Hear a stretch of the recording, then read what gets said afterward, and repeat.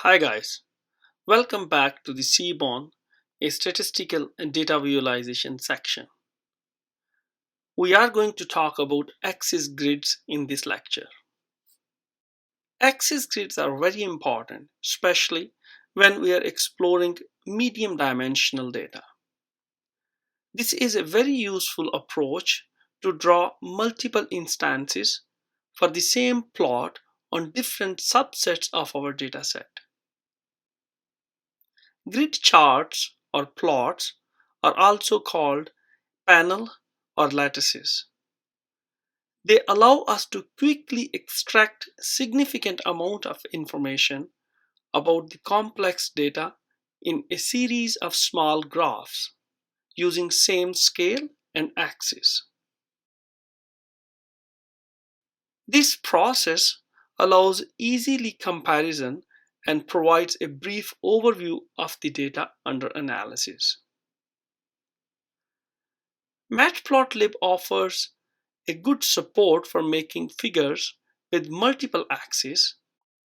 However, Seaborn builds on top of this to directly link the structure of the plot to the structure of our dataset. Let's learn with some examples using datasets. We are going to use TIPS and IRIS dataset in this lecture. We have already used TIPS in our previous lectures, whereas IRIS is another very famous dataset which includes 3 iris species with 50 samples each, as well as some properties about each flower. This dataset is a part of Seaborn's library and can also be downloaded from Kaggle, and you can follow this link. And here we have iris dataset available on Kaggle as well, which is actually contributed by UCI machine learning repository.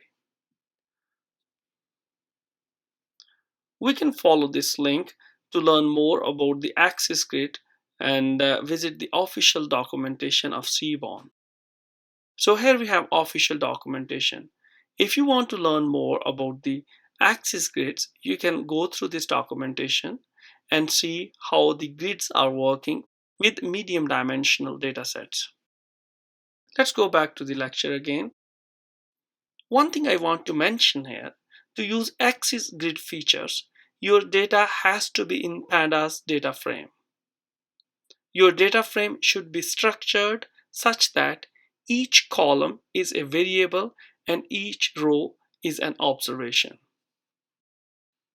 Let's start with the new Jupyter Notebook file, Notebook, and Python 3. And first thing first, let's import Seaborn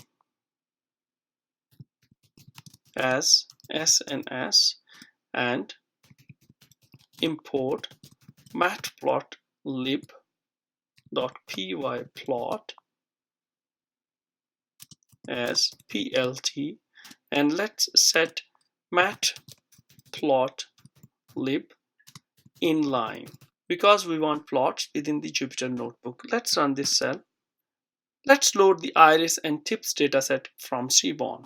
So iris equal to SNS dot, if you remember, we use load underscore dataset and call the iris, which is the name of the dataset, and now we want tips equal to SNS dot load dataset.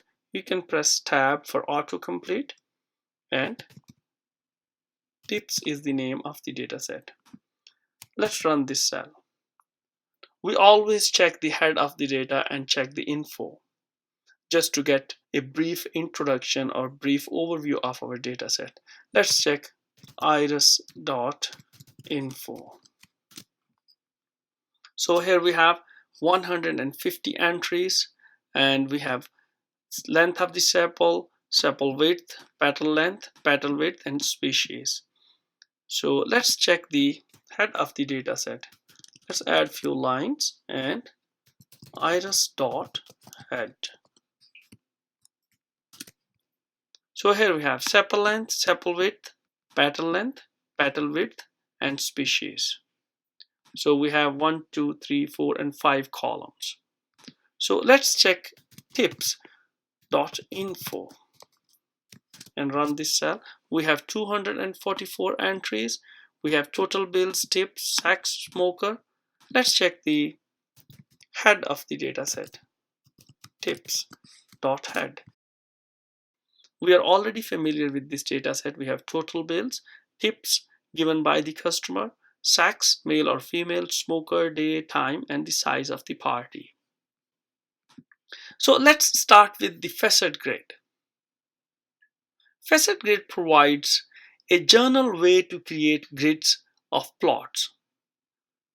This is useful when we want to visualize the distribution of the variable or the relationship between multiple variables separately within subset of our dataset.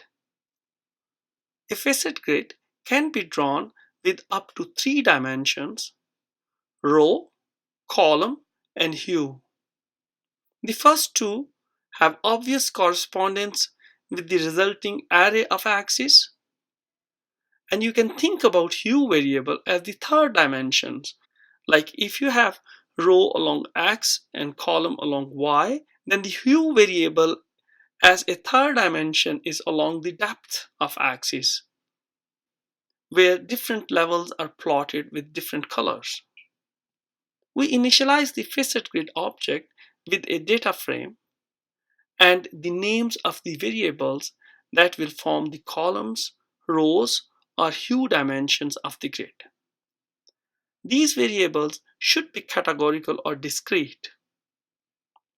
And then the data at each level of the variable will be used for a facet along that axis. For example, say we wanted to examine the difference between lunch and dinner in the tips dataset. Number of unique values in day, time, and smoker will tell how many columns and rows our grid will have. Let's check the number of unique values in day, time, and smoker columns first. And to check the number of unique values, and unique is a function that we can use. So tips, let's grab time here, and let's check smoker as well, and unique. If we run this cell, we have days, 4 days, 2 times, smoker 2. From the previous lecture, we know we had 4 days, Thursday, Friday, Saturdays, and Sundays. And for time, we had dinner and lunch. Whereas for smokers, yes or no. Customer is a smoker or a non-smoker. So let's add few cells and initialize the empty grid for column equal to time and row equal to smoker. So SNS dot facet grid. Remember, this facet grid is with capital F and capital G. And if we check document string, we have data that we pass in tips or iris, row, and column along with hue. There are several other parameters like share axis, share y-axis, size, aspect, and so many more like x-lim, y-lim. The most important ones are row, column, and hue. And these are the 3 what we are going to focus on in this lecture. So let's pass in data first, call, we want time, and row, we want smoker. Once again, time we have 2 unique values and smoker we have 2 unique values. So just a guess how many plots we should expect from this line. two unique values in time and two unique values in smoker. So column equal to 2, row equal to 2. So we should expect 4 plots here. So here we have a grid with 4 canvases or 4 plot. Let's make it a little smaller just to fit it to the screen. So here we have 4 plots. Let's pass into a variable g and rerun this cell. Here we have. So the main approach for visualizing data on this grid is by using FacetGrid.map, or we can call g.map method. Let's look at the distribution of total bills in each of these subsets using a histogram. So our data is now total bills, and we want time for columns and smoker for rows. So let's copy this here, paste it here, and call g.map. And what we want histogram. So plt.hist, and our data is total bills. We can pass into G again. So here we have. So what we are doing, we are creating an empty grid here using FacetGrid and then putting the data on that grid using .map function, where we are passing the total bills and asking for histograms. Let's run this cell. It should be bill, not bills. So let's run this cell again. So we have row 1 for smoker yes, and row 2 for smoker no. Whereas column 1 for lunch time and column 2 for the dinner time. So once again, what we are doing in this plot, we are mapping a plot type hist for total bills and separating the results based on column, which is time, and rows, which is smoker. The output is labeled so that the x-axis represent total bills. These 4 plots are labeled as yes or no along the rows for smoker and lunch or dinner along the columns for time. Let's try another type of plot. For example, scatter plot here, which takes more than one argument. Here we passed in only one argument. So let's pass in more than one argument now. So let's copy this here, paste it here, and instead of hist, we want scatter plot. And for scatter plot, we need 2 arguments. So let's take tips for the second one. So let's run this cell. Let's make it a little bigger. So here we have smoker yes and no along the rows, time, lunch and dinner along the columns. We have total bills along x-axis and we have tips along y-axis. Let's pass in another argument, hue here, which is, let's say, sex. And now let's display the legend. So we need to add legend here because it would tell us which color is for which sex. And let's rerun this cell again. So this plot is giving more information now. So with hue equal to sex as a third parameter or as a third dimension, we are getting more information. Let's move on to the next one and talk about PairGrid. PairGrid is a subplot grid for plotting pairwise relationship in a dataset.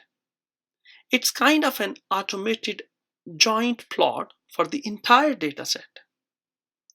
Seaborn's PairGrid mechanism provides great control over the output plots. We can customize our pair plots in a way we want. Let's play with Iris dataset now and learn more about the pair grids. So let's check the head of Iris once again. So here we have Iris dataset.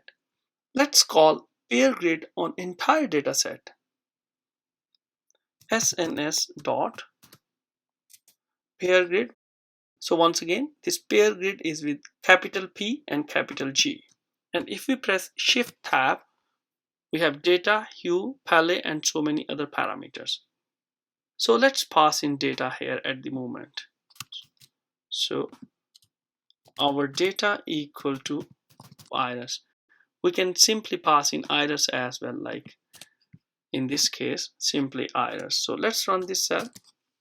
So here we have a complete grid for our data set. Let's fit this one.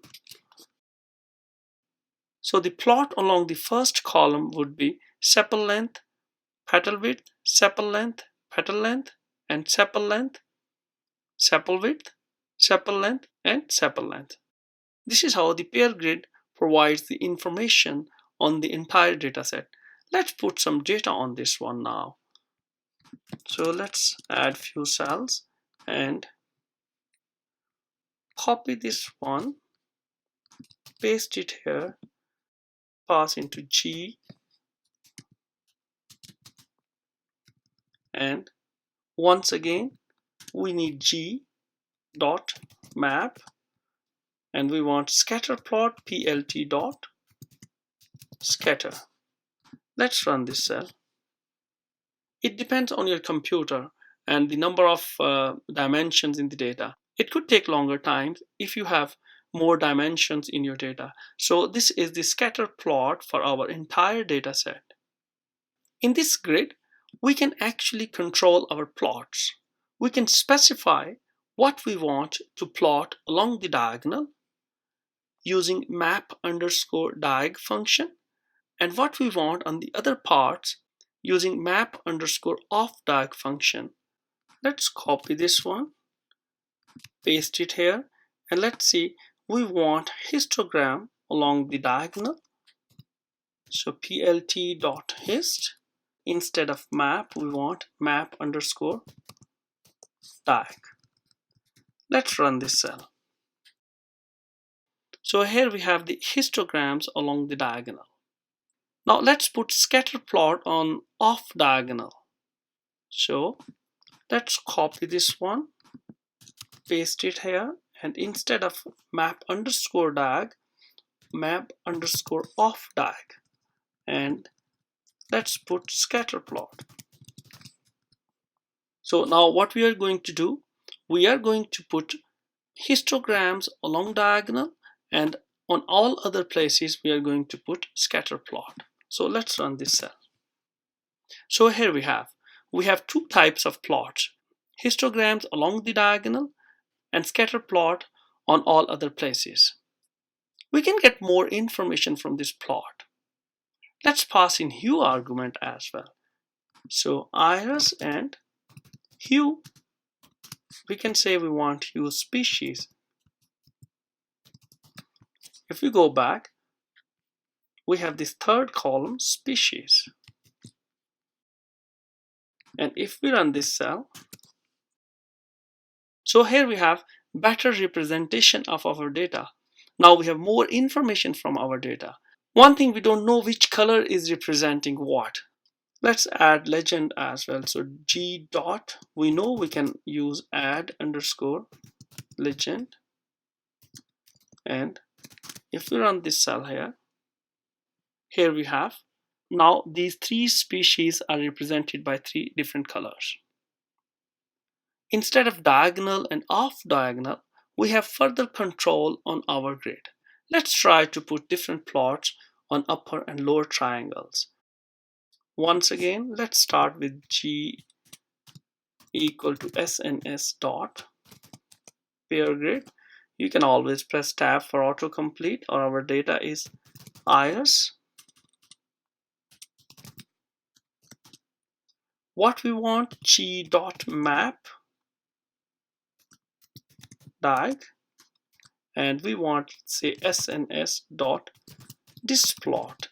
Instead of histogram, let's call distplot here, and G dot map_upper.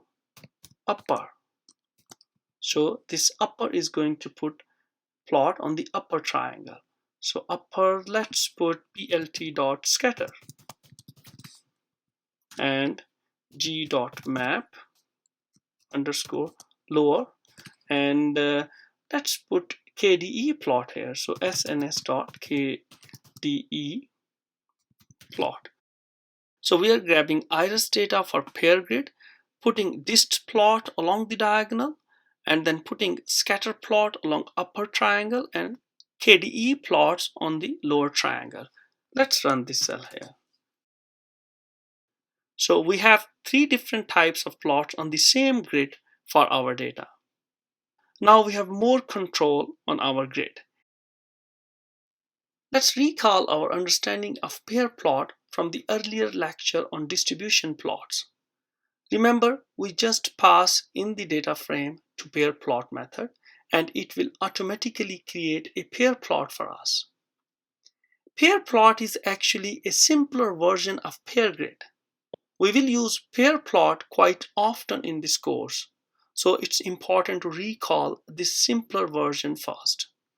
Let's call PairPlot again, sns.PairPlot, and pass in data iris. And let's run this cell. So here we have the PairPlot for our iris dataset. It does look much more informative. We can extract more information from this plot. What if we pass hue here? And we say hue is our species, which is our categorical column. And let's run this cell here. So this is what we have. Now we have more information from this plot. We have three different species represented by three different colors. We can change the color scheme as well using palette. Let's say we want rainbow. And rerun this cell. And we have different color scheme. We can use range of color scheme provided by Seaborn. Let's move on and talk about the JointGrid. JointGrid is a journal version of JointPlot. You are already familiar with JointPlot from the earlier lecture. Let's recall the JointPlot sns.jointplot. Let's pass in x equal to total bill and y equal to tip.